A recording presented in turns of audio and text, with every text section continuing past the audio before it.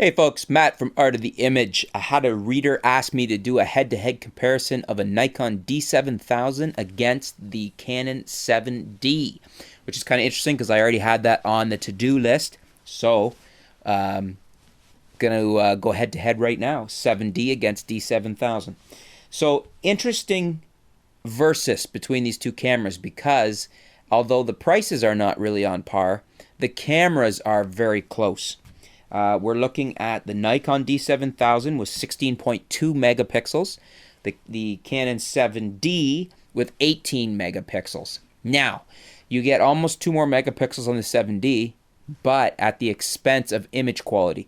The D7000 16.2 does have quite a bit nicer image quality, especially at high ISO. So you're getting better image quality out of the D7000.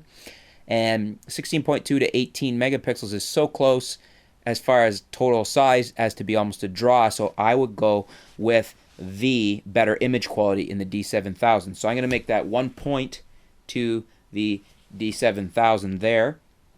The D7000 does have a brand new 2016 pixel RGB metering system, which I think is superior to the one in the 7D. The 7D is very good.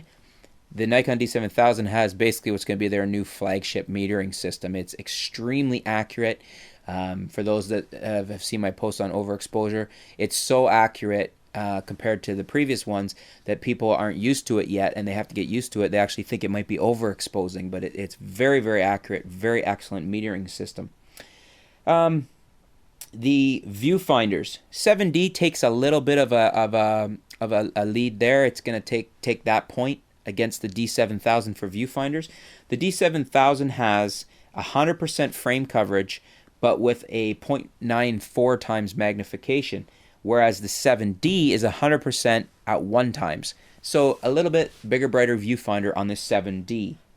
The 7D also takes the advantage there on frames per second. It is 8 frames per second continuous shooting against the D7000's 6 frames per second. So if you need frames per second, 7D takes that side of it.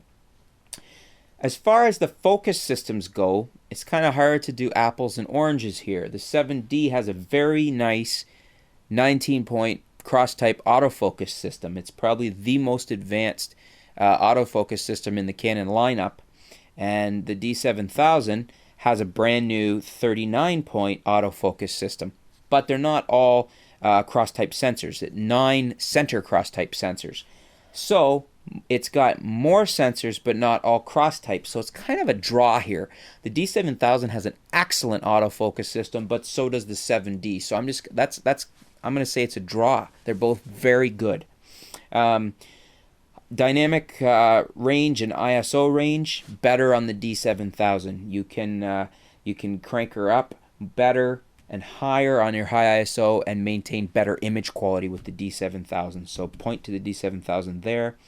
They both have magnesium bodies with both have 150,000 cycle rated shutters. So durability, build quality, pretty much a draw.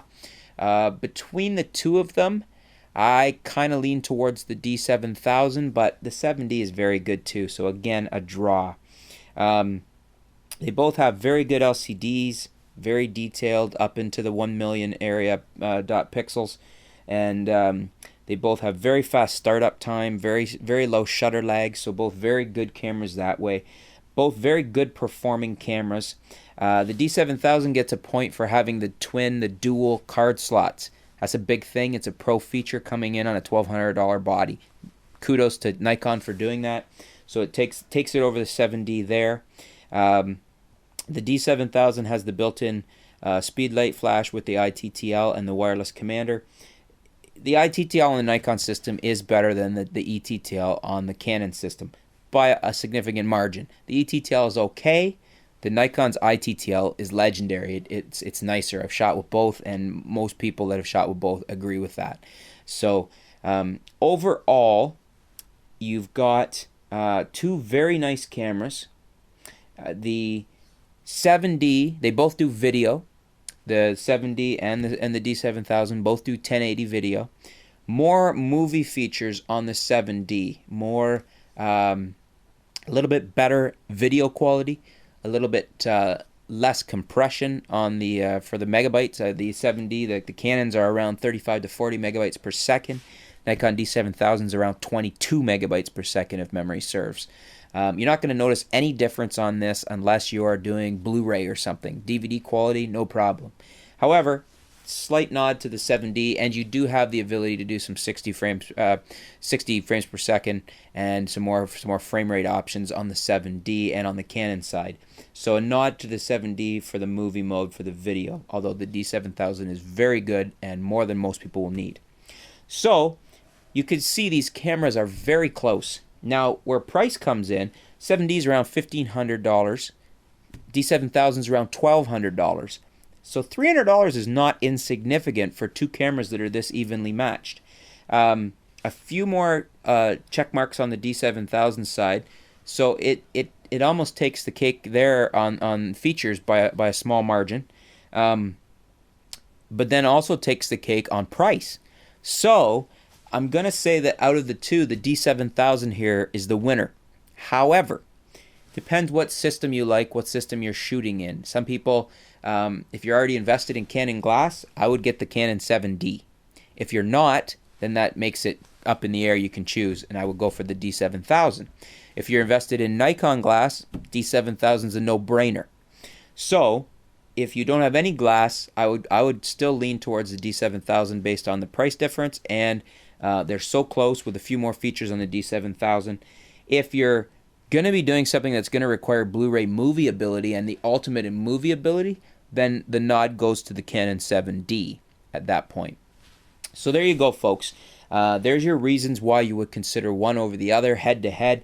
I give the D7000 the win by a small margin. The 7D is very good camera, not knocking it at all. There's just some new innovations and some better features.